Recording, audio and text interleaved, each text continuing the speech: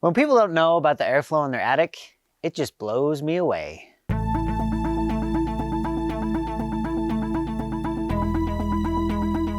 Hey, this is TJ with Eco Elements. Today I want to talk to you about attic ventilation and airflow inside of your attic.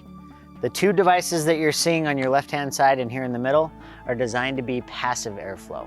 This turtle vent, or box vent as they're commonly referred to, or this ridge vent or ridge cap that you're seeing here in the middle are both designed to be passive airflow. That essentially means when wind is either hitting the side of your house and shoving air up into the soffit, air comes out the top.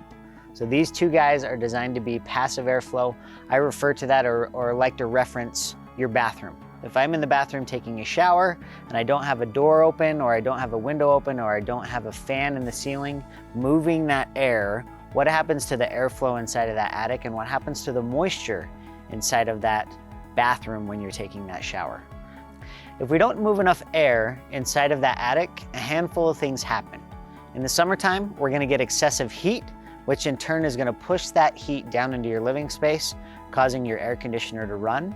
It's also gonna shorten the lifespan of your shingles, could be up to 10 to 12 years, and cause warping and splitting of the cross members and joists inside of that attic space.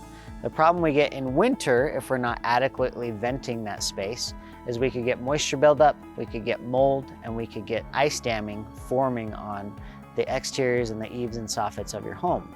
So airflow is extremely important.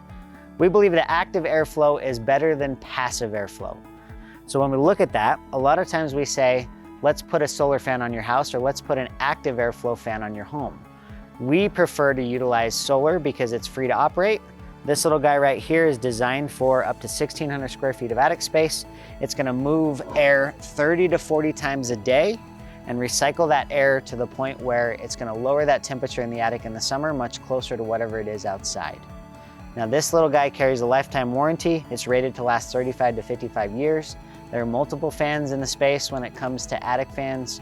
You can find them anywhere from a cheap Home Depot version to a really high-end version. It just depends on what you want to do. But we typically recommend active airflow over passive. To find out more about this fan in particular and other products, visit us at ecoelementspro.com, follow us on Facebook, Instagram, and subscribe to our YouTube channel.